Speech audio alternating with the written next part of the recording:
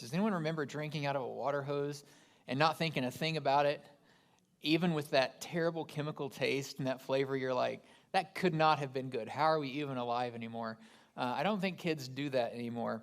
But I was thinking about that, and whether it was camps or home or school, we drank out of those like big faucets and hoses all the time. And I was thinking about that, like it was gross, and now thinking about it, I'm like, that's weird. And but at the time, that cold water hits that hose, and everybody's sharing that hose, and it just hits the spot. I mean, it's like the greatest oasis you've ever entered into when you're just pouring with sweat, and you grab that hose and you get that water. I mean, that's like a core memory for me as a kid, just like that cool water and just that quenching that thirst for a moment. And I was thinking about that kind of thirst, because that's what we're going to talk about today. A yearning and a thirst that goes beyond just being hot for a moment. A yearning and a thirst to feel that sense of emptiness in our life, that sense of dread, that sense of purposelessness, that sense of dissatisfaction that there is in all of us in this search for meaning, this search for existence. Why am I here? What is this about? What is my purpose? And in our life, while heat generates a thirst in our mouth for water, this spiritual emptiness creates a thirst or a hunger in us that is similar in some ways, because it creates in us this search for meaning.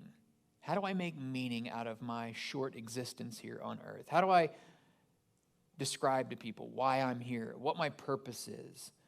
And so today we're going to talk about how Jesus proposes to fulfill that hole in our life, that hole that is that hunger, that thirst. What is done about that?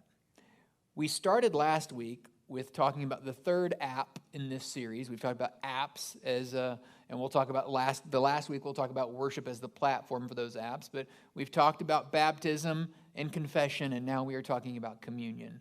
And today I wanted to dive into this idea that communion is an invitation, as we focused last week. But more than that, it's a prescription. It is a prescription that points us to the only thing that will truly fulfill our spiritual hunger. The only thing that will quench our spiritual thirst. And God desires to satisfy that hunger and that thirst.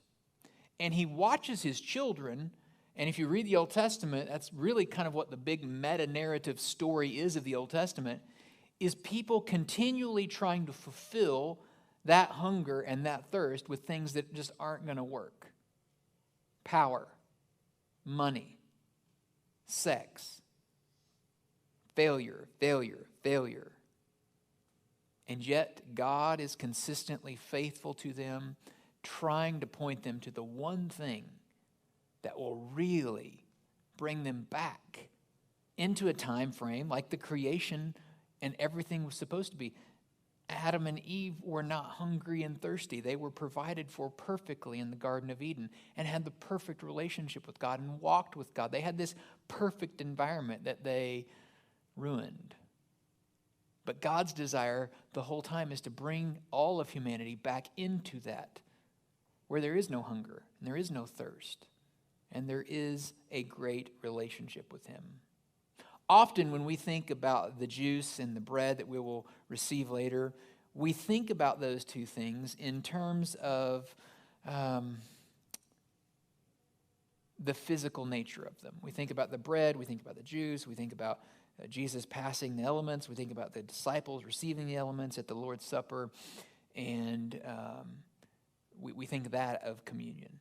And that's true, absolutely true. But today I want to focus in on, once again, this idea that the table is set before us is the table Christ has set, wherever it is set, and the invitation is to you. You are invited to this table. It isn't just any table. It's not Coffee Creek's table. It's not the church's table. It's the table that Jesus has told us to prepare. It's a table set by Him. It's an invitation that we can't deliver, because it's an invitation that Christ delivered. And so it is one designed to help you connect your spiritual hunger, your spiritual thirst, to the only source that can solve that for you once and for all. And to go rewind a little bit, I want to go back into the Old Testament today and start there and connect with how this idea has been around for thousands of years of connecting what it means to receive these elements to what God has provided, okay? So we're going to start in Isaiah 55 today. And in my Bible, the header for Isaiah 55 is the invitation to the Lord's salvation. So once again, this invitation to come and to receive. Listen to this chapter 55, verse 1. It says, "Is anyone thirsty? Come and drink, even if you have no money. Come take your choice of wine or milk. It's all free. Why spend your money on food that does not give you strength? Why pay for food that does you no good? Listen to me, and you will eat what is good. You will enjoy the finest food. Come to me with your ears wide open. Listen, and you will find life. I will make an everlasting covenant with you. I will give you all the unfailing love I promised to David." Are you thirsty? Come and drink. Are you hungry? Here is the only satisfaction you'll get. It's interesting that this invitation to come to the Lord's table is given so freely, and yet time after time after time after time in the Old Testament we see people rejecting that invitation because they've figured out a better way. And we have a tendency to read the Old Testament with very critical eyes because we know the story of Jesus. They didn't have that fully laid out for them yet like we do. And so we go, boy, they were dumb. We judge them a lot. We judge the Old Testament people like, well, I never would have done that, even though we live completely disconnected cultures, completely disconnected time frame, and we live in the era of Christ. And we look at them and go, why would they ever reject this goodness? And yet, aren't we like them sometimes? We go after those things that won't fulfill us. Why go after a food that does you no good? Why pay for that when the spiritual nourishment that is being offered to you from God is free, paid in full? And so what we see here is this deep human longing for something that truly satisfies the soul, truly brings us lasting joy, and yet, time and again, we turn to temporary solutions that don't offer anything lasting. The temporary joys of the moment, the narcissistic tendencies that get us by today, that temporary dopamine response. Instead of lasting joy, we take the hit in the moment. And God's invitation is for something that goes far beyond that. To all who are thirsty, to come and to drink freely of the water of life. Timothy Keller died not that long ago. He was a pastor in New York City, and he wrote prolifically. And I loved what he said about the gospel, which is the good news of Jesus. He said, the gospel is this: we are more sinful and flawed in ourselves than we ever dared believe. Yet at the very same time, we are more loved and accepted in Jesus Christ than we ever dared hope. And both of those things can be true. That we are way more flawed than we ever dreamed possible. We are way out there. We don't want to believe that we're that flawed, but we are. But at the same time, we are loved by an infinite God, creator, far more than we could have wildly imagined that we could be loved. The invitation that we are given here is one that is open to everyone, regardless of their past mistakes or even their current situation. God's offer is not just for one meal of physical nourishment, but for a spiritual sustenance that sustains you and moves you beyond where you are right now, that really fulfills you, one that ultimately leads to eternal life. And this invitation is an expression, once again, of God's abundant love and grace for us, that he wants us to live a life different than the default, which is often one of purposelessness, haphazard living, continually trying things to fulfill that inner desire to know and be known, to have purpose and meaning, and yet continually failing at that because we're only using what's right in front of us and not thinking about the provision of God. Since it's Shark Week, I wanted to share a shark story with you. I also wore a shark today. Some of you have noticed that, keenly aware of that.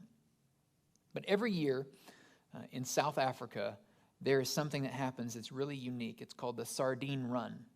And millions of sardines migrate along the coast. And as they are migrating, of course, in these big schools of fish, all of the predators also kind of start coming around for that.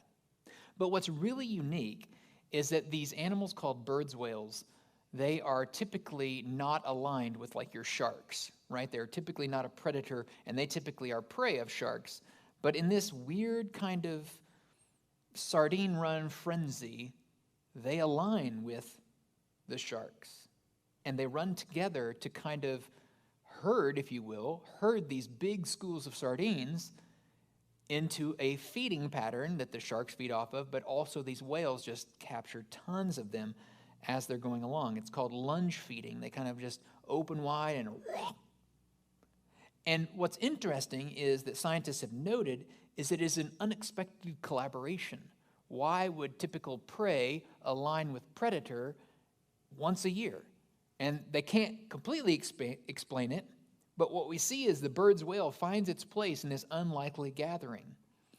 And to me, I think it's very odd that you and I, knowing what we have just said from Dr. Keller, that we are all way worse than we ever pretend, right? We are way out there worse than most of us ever would want anyone to know.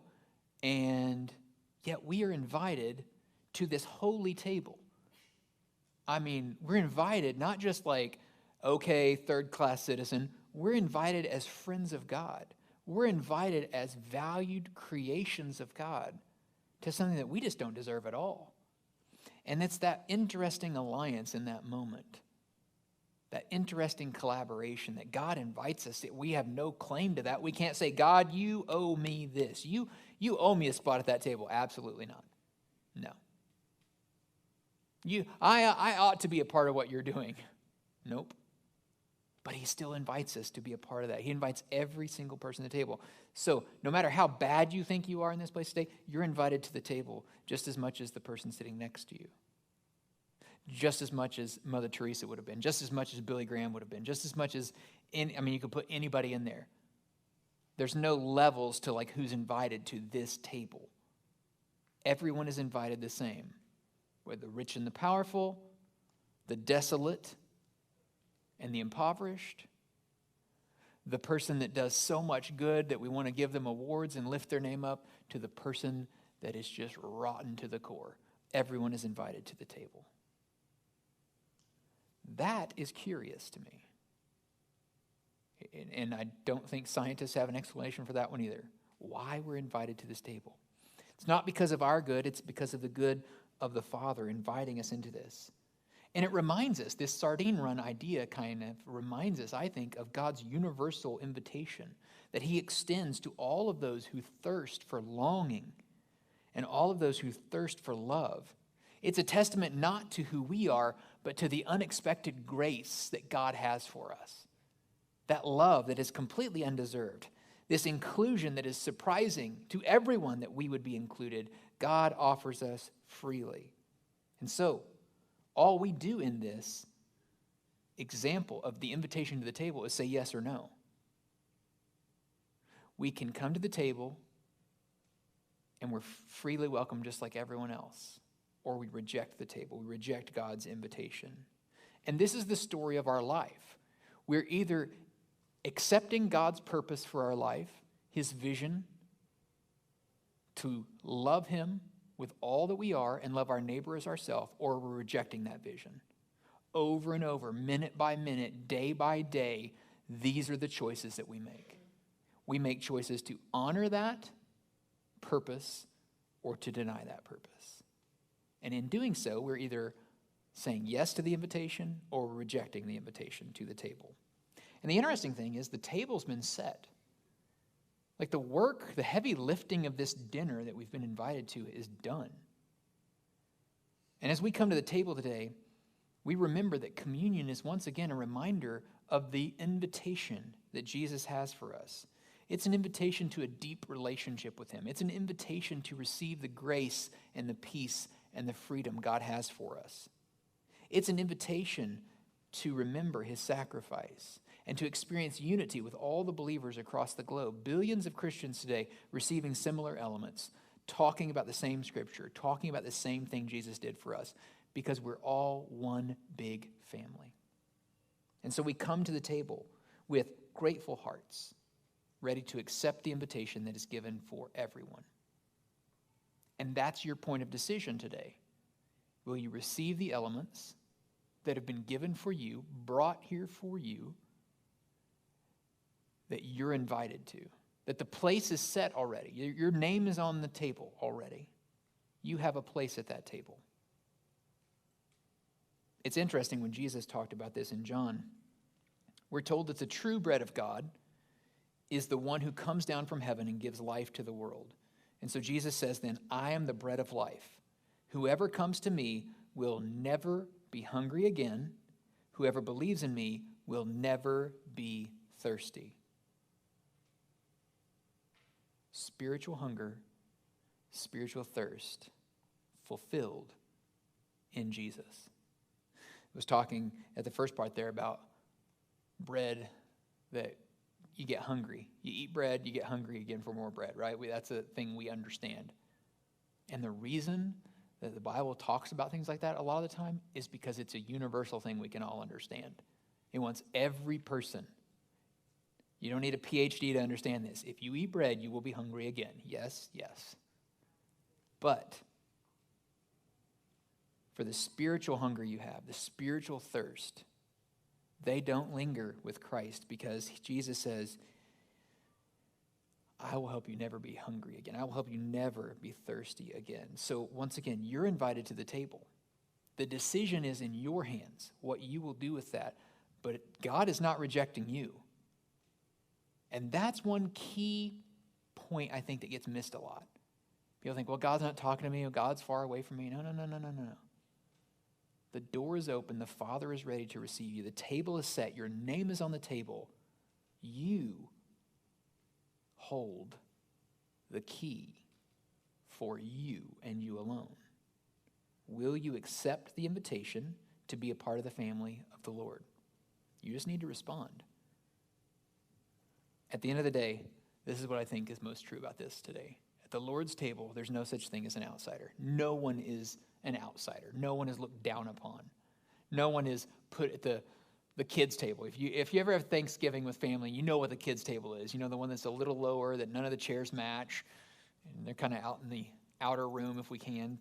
No one's at that table. Everyone's at the big table. Everyone's invited in.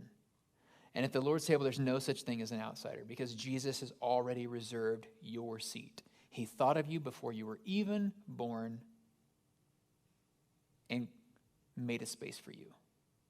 So you are in charge of if you respond to the invitation or not.